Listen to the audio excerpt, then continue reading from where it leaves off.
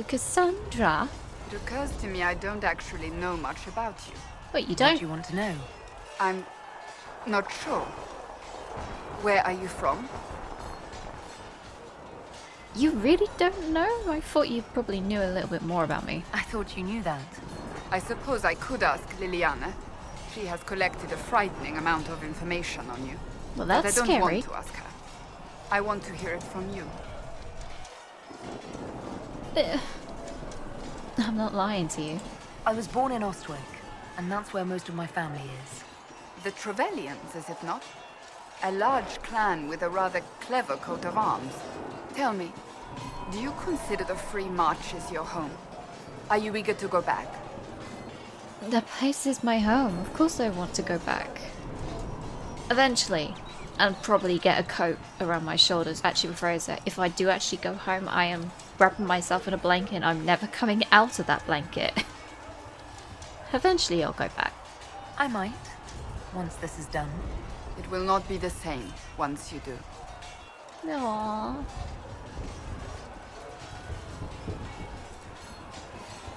Hey Cassandra, why don't you tell me about yourself? I'd like to get to know you better. You would? Is that a problem? Not entirely. I'm just curious as to your motivation. I'd like to know a little bit more. Because is that bad? Is there any harm in us becoming a little closer? Plenty. Is that right? As you wish. My name is Cassandra Pentegast, daughter of the Royal House of Navarra, 78th in line for the Navarran throne. What? I joined the Seekers of Truth as a young woman, and was with the Order until they withdrew from the Chantry. I remained as the Divine's right hand, carrying out her order to form the Inquisition. And here we are. That's all there is to know, my lady. What? Okay, so you're Navarran royalty. You're a member of Navarra's royal family. The Pentegasts are a very large clan. Half of Cumberland could say the same. Really? No, but it feels that way. I have hundreds of relatives so distant they need charts to prove we're related at all. And they have them. Oh yes. The Pentegasts value their precious blood like it runs with gold. Wow, I was not expecting that. Is that why you left Navarra? And you joined the Seekers to get away from that? It was a life worth getting away from. The Pentegasts are famed for dragon hunting, but few actually pursue the craft. Most are fat and lazy. They pay lip service to the Maker and care only for idle pleasures and past glories. My brother was all that kept me in Navarra. Once he was gone, so was I. Your brother? What? I feel like I shouldn't ask this. What happened to your brother? Tell me about your brother. I would prefer not to speak of Anthony. Another time, perhaps. Of course. So you worked for the Divine? So you were the right hand to the Divine? To Divine Justinia, yes. And Divine Beatrix before her, in fact. The position is normally reserved for Templars of the Knights Divine, but my circumstances were unusual. Unusual how? You don't know the story? Thank the Maker. Well, you know I I'm will going to tell ask you that if now. you wish, but it isn't as exciting as some drum it up to be. The short version is that I once saved the previous Divine's life. My reward was becoming her right hand. Wait, so you're the right hand and Lelian is the left? What? What is the right hand? I need answers, Cassandra. But what does a right hand do, exactly? What is your hand capable of? It gives, it takes, it beckons. It makes a fist. Liliana and I extended the Divine's reach beyond the Grand Cathedral. We went where she could not. After Beatrix, I was tired of the position and wanted to return to the Seekers. But Justinia convinced me to stay. Her vision for the future gave me hope. You believed in her then? You thought she could really change things? Justinian knew the war was coming long before it began. She tried to avert it, but the forces arrayed against her were too strong. Sometimes you have to break a bone so it can be reset.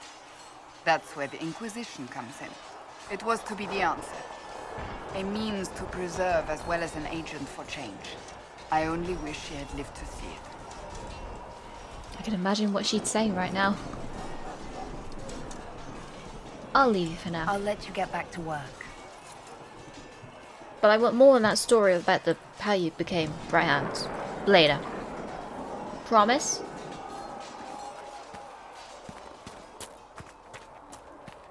I'm now actually more eager to find out how, but we've got things to do. These truths the Maker has revealed to me. Oh no, As they're there doing is their before- preaching. Varric! Need something? Yeah, while we were out in the hinterlands, you saw it, right? We were in that big castle and there was the red lyrium in there. I was wondering if you could tell me more about red lyrium. The red lyrium we found at the temple seemed to upset you. My brother Bartrand and I sort of discovered red lyrium during an expedition in the deep roads. We located an ancient thaig, so old it barely looked dwarven. There was this idol there made of it. Bartrand brought it back to the surface, and, well, everything's gone downhill from there. Wait, was it you who... I'm confused. What is it exactly? So what is it? Just another kind of lyrium? The red stuff is lyrium like a dragon is a lizard. It's not just a different color. It has a whole host of weirdness all its own. I've written to every mining cast house in Orzammar. No one's seen this stuff before or knows where it came from.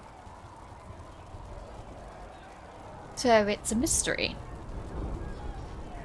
Strange. But then why was it in the temple? I mean... how? How did the red lyrium get in the Temple of Sacred Ashes? I don't know. So as far as I knew, the only piece to make it to the surface was destroyed. And the location of the thaig it came from is a secret. Did someone find more of it in the deep roads? That's not a cheery thought. No, that really isn't a cheery thought. What if we can do something about it? I mean, we saw a bunch of it. What makes it special? Regular lyrium can mess you up pretty badly, but you have to ingest it for that to happen. Red lyrium messes with your mind when you're just near the stuff. You hear singing, get violent, paranoid, and then it does creepy shit. Makes things float, brings statues to life. It also turned Kirkwall's Knight Commander to lyrium. Everyone's been kept at least 100 paces from it since. I think that'll do for now, Varric. I think that's enough on red lyrium. Yeah, not really my favorite subject. Ugh, red lyrium. That stuff is crazy.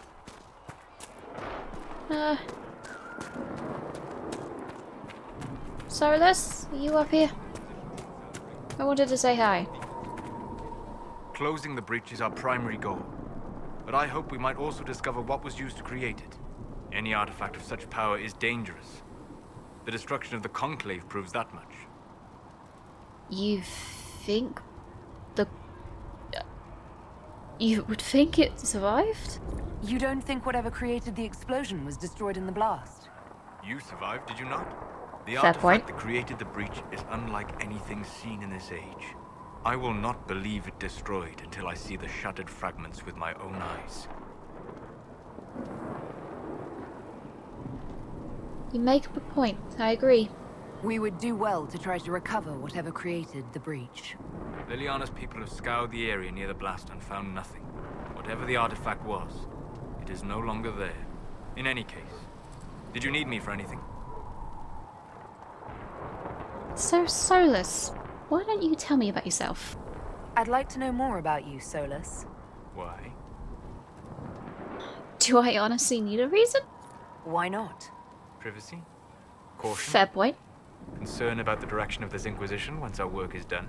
Then don't tell me. I wasn't asking as part of the Inquisition. I am sorry. With so much fear in the air. What would you know of me? Anything that you're comfortable sharing, to be frankly honest. Why study the Fade? What made you start studying the Fade? I grew up in a village to the north. There was little to interest a young man. especially one gifted with magic. But as I slept, spirits of the Fade showed me glimpses of wonders I had never imagined. I treasured my dreams. Being awake, out of the Fade, became troublesome. I can imagine. It just sounds dangerous. Did spirits try to tempt you?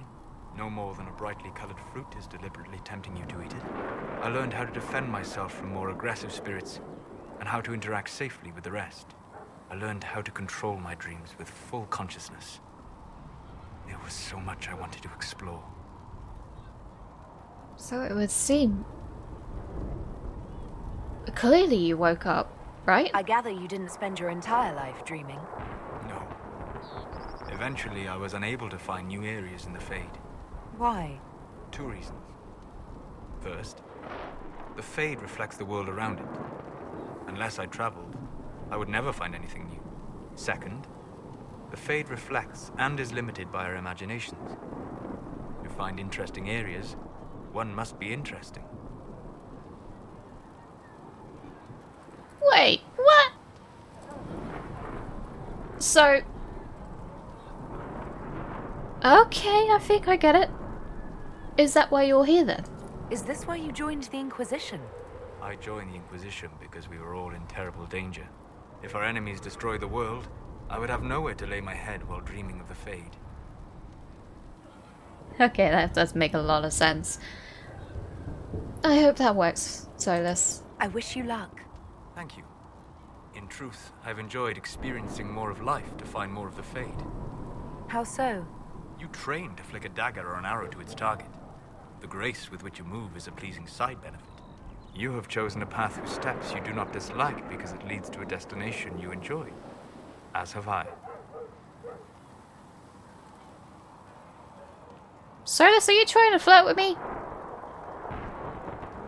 Okay. All this magic that you have, right, though. Where did you have you studied? If you don't mind me telling. You said you traveled to many different Asking. places. This world, or its memory, is reflected in the Fade. Dream in ancient ruins, you may see a city lost to history. Some of my fondest memories were found in crumbling cities, long picked dry by treasure seekers, the best of the battlefields. Spirits press so tightly on the veil that you can slip across with but a thought. Which ones, exactly? Any place in particular? I dreamt at Ostagar. I witnessed the brutality of the Darkspawn and the valor of the Ferelden warriors. I saw Alistair and the hero Ferelden light the signal fire, and Logain's infamous betrayal of Kaelin's forces. Wait, really? You have to tell me what happened. I've heard the stories. It would be interesting to hear what it was really like. That's just it. In the Fade, I see reflections created by spirits who react to the emotions of the warriors. One moment, I see heroic wardens lighting the fire, and a power-mad villain sneering as he lets King Kaelin fall. The next, I see an army overwhelmed and a veteran commander refusing to let more soldiers die in a lost cause. And you can't tell which is real. It is the Fade. They are all real. Wow. Solus, you kind of make the Fade sound really nice in a way of for like anyone who is a history nerd. No offense, really. Wow, okay. Can you teach me how to dream like that? On a more serious note, I have to ask, do you actually work with anyone? Have you always traveled and studied alone? Not at all. I have built many lasting friendships. Spirits of wisdom, possessed of ancient knowledge, happy to share what they had seen. Spirits of purpose helped me search. Even wisps, curious and playful, would point out treasures I might have missed. Any person who is actually living and not a spirit? Sorry. Wait, wisdom and purpose? I don't know of any spirits by those names. They rarely seek this world. When they do, their natures do not often survive exposure to the people they encounter. Wisdom and purpose are too easily twisted to pride and desire. And wait, so those are demon names? You're saying that you became friends with Pride and Desire demons? They were not demons for me. Meaning? The Fade reflects the minds of the living. If you expect a spirit of wisdom to be a pride demon, it will adapt. And if your mind is free of corrupting influences, if you understand the nature of the spirit, they can be fast friends. That is generally amazing. Wow. I'm impressed that you could become friends with spirits. Anyone who can dream has the potential. Few ever try. My friends comforted me in grief and shared my joy. Yet, because they exist without form, as we understand it, the Chantry declares that spirits are not truly people. Is Cassandra defined by her cheekbones and not her faith? Varric by his chest hair and not his wit?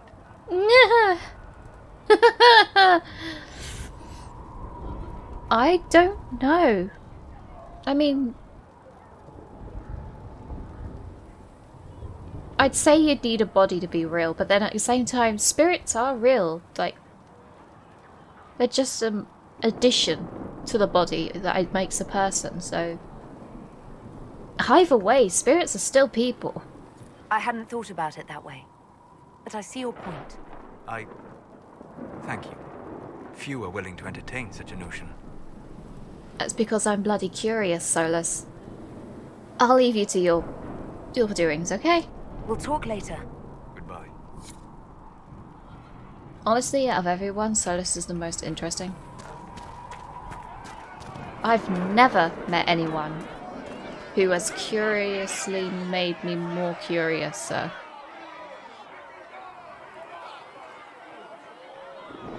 Oh boy. Your kind killed the most holy. Lies. Your kind let her die. Shut your mouth, mate! Enough! Knight Captain. That is not my title. We are not Templars any longer. We are all part of the Inquisition. And what does that mean, exactly? Back already, Chancellor.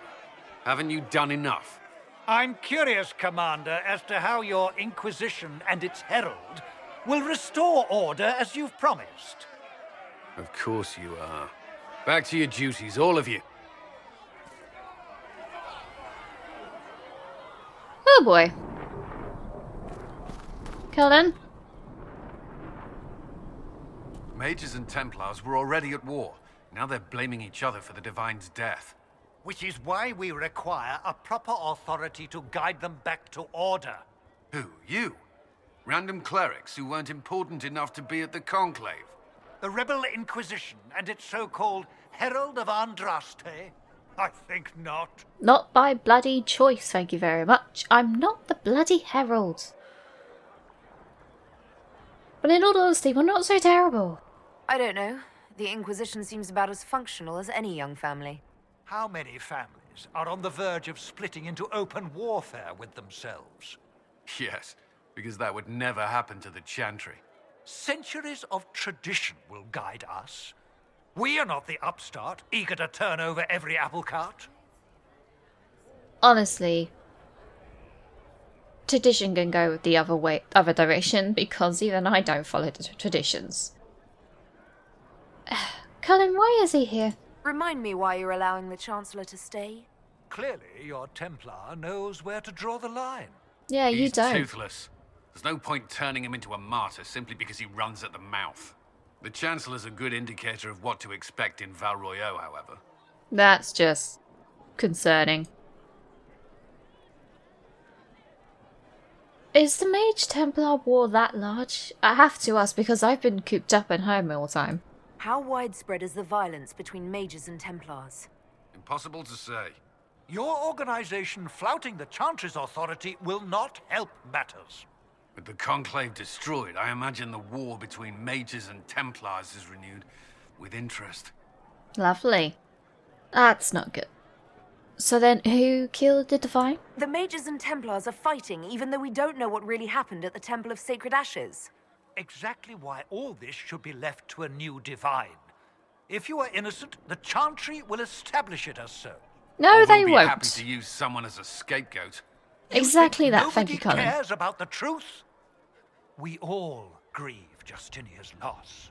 But you won't grieve if the Herald of Andraste is conveniently swept under a carpet. Okay. Okay, boys, I'm gonna go. If I have any good news, I'll come back, okay? I'll make sure they see reason in Val Royeaux. I pray you're right.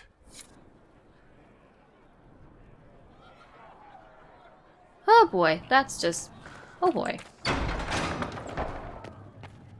And now I've got to go to... The Maker has revealed to me, as there is but oh, the one preaching. world. Now we're gonna go to Val Royeaux. Okay. Actually, let me speak to... oh, hi, Mother Giselle. Our Maker. Greetings, Herald of Andraste. How I'm not fares the your Herald. quest to seal the breach?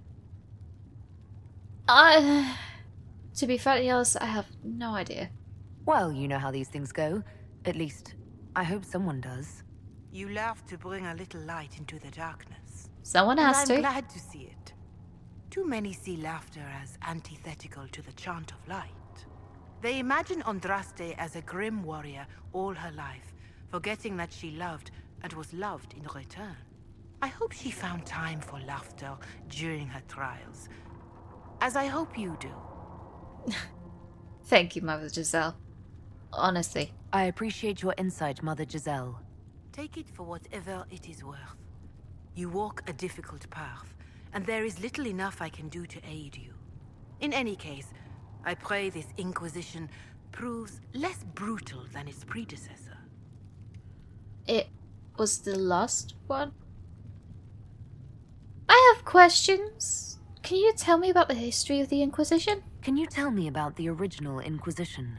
The original Inquisition was formed after the First Blight, well before the Chantry as we know it. The Inquisitors were hunters, zealots, who tracked and killed cultists and dangerous mages. As Andraste rose to power, the Inquisition came into her service. Instead of hunting those who would do harm, the Inquisitors spread the chant of light by force. That's... wait, we're named after that? No wonder some people don't like us. No wonder everyone is so nervous around us. Who chose that name? Divine Justinia herself. I understand that this was not a popular decision. In any case, once the chant of light had spread far and wide, there was less need for zealots. The Inquisitors became the seekers of truth, and eventually the Templars. Okay, that makes sense. So are we just true believers? We're more zealous than the Templars and the Seekers. I suppose that explains Cassandra. Do you know what impresses me most about the original Inquisition? They fought horrific battles, killed and died for their cause, and when it was time, they put their swords away. Perhaps the name was Divine Justinia's message, that when the Inquisition is needed, it will strike without mercy. But when its work is done, it will put its sword away.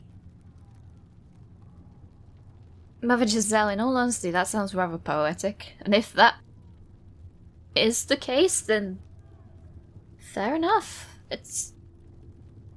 if we end up putting our swords away just like that, that'd be great. Can I put my feet up at the same time and a blanket around my shoulders too?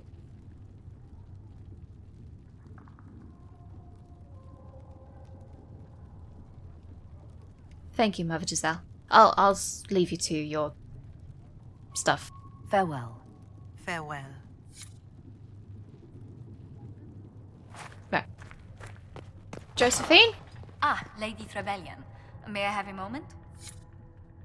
You do know you can just call me by my name, right? Seriously, you can. I don't mind. Yes, Ambassador? I'd like to discuss your parents.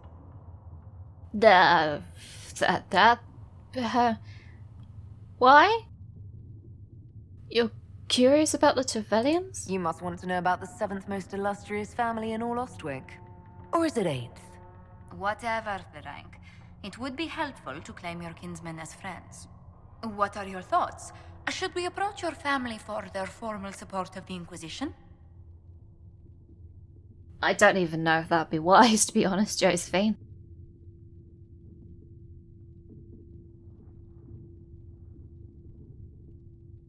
I don't really know.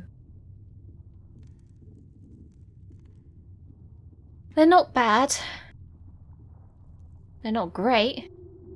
But they're still my family, and if I end up asking them to give their formal support for the Inquisition, I fear that's just going to put them in danger. I'm already at the most danger, and I don't really want them getting any more of the danger, so... it's best not to. We already have enemies. I don't want my family caught up in this mess. They may be drawn in regardless. Val Royeaux has noted your lineage. It gives the Inquisition some legitimacy, although not so much as we'd hoped. Why not? You are from Ostwick. Orlesian nobles consider the free marches somewhat quaint. Oh, great. That's just... great. So they're puzzled by our independence, I assume. Orlesians are just baffled free marchers governing themselves without an empress to hold their hands. A peasant might get away with that insult, but not someone of your stature. Speaking of which, I should thank you for your patience with the simple quarters. The accommodations in Haven are surely rough for someone of your birth. What about you, Josephine? This can't be what you're accustomed to, Ambassador. One adjusts. I stay busy. It helps take my mind from our surroundings. And the cold. And the wildlife. And the lack of civilization for miles around. Why anyone lived here before we found Andraste's ashes, I cannot imagine. Well. I'll admit, Haven is bloody freezing. I'm in a dress and I can prove that fact.